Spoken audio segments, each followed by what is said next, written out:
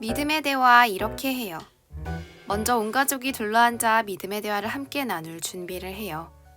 그리고 준비된 짧은 영상을 시청해요. 또 함께 정해진 질문을 읽고 그에 대한 답을 곰곰이 생각해 보아요. 이때는 잠시 일시 정지를 해줘요. 마지막으로 질문에 대한 답을 서로 나누고 함께 기도로 마무리해요.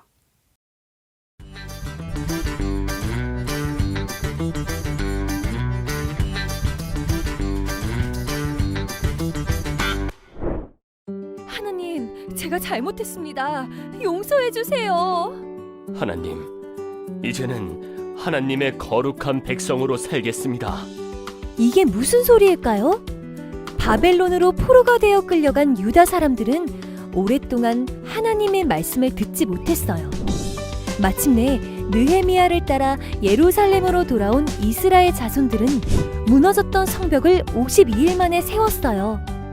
한 곳에 모인 이스라엘 자손들은 참으로 오랜만에 율법학자 에스라가 들려주는 하나님의 말씀을 들었어요. 그리고 지난 날을 돌아보며 하나님께 용서를 구했지요. 이들을 본 느헤미야와 에스라는 말했어요. 오늘은 거룩한 날이니 슬퍼하지 말고 기뻐하며 힘을 내라. 하나님의 은혜와 사랑을 깨달은 백성들은 집에 돌아가서 이웃들과 음식을 나누며 하나님께 감사를 드렸어요. 이처럼 예수님의 제자인 우리도 하나님의 말씀을 늘 가까이 하며 말씀을 배워요. 그리고 다른 사람에게 말씀을 전해요.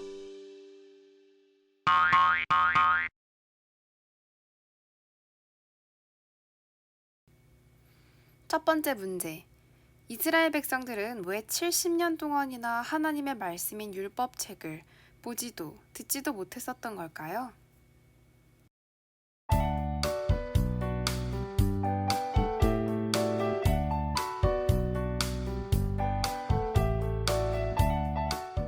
오늘의 말씀을 생각하며 이렇게도 답해볼 수 있어요. 북이스라엘과 남유다로 나누어진 이스라엘은 점점 하나님을 떠나 자기들 마음대로 살았고 결국에는 남유다의 왕도 하나님을 제대로 믿지 않아 바벨론과 큰 전쟁에서 지고 말았어요. 그리고 70년 동안이나 다른 나라의 포로로 살면서 이스라엘 백성들은 하나님의 율법책을 읽지 못하며 살았던 거예요. 두 번째 문제. 이스라엘 성벽을 다시 짓고 70년 만에 모이게 된 이스라엘 백성들이 모여서 가장 처음 한 일은 무엇이었나요?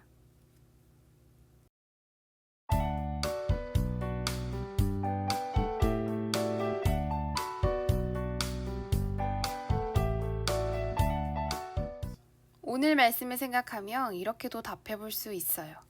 이스라엘 백성들이 포로에서 돌아와 이스라엘 성벽을 다시 짓고 가장 처음 한 일은 하나님의 말씀을 듣는 것이었어요. 70년 만에 말씀을 듣게 된 이스라엘 백성들은 하나님의 말씀에 모두 감동했고 또 하나님 앞에서 죄를 지었던 자신들의 죄를 깨닫고 기도를 하며 슬퍼했어요. 세 번째 질문. 나에게 성경 말씀은 어떤 의미가 있나요?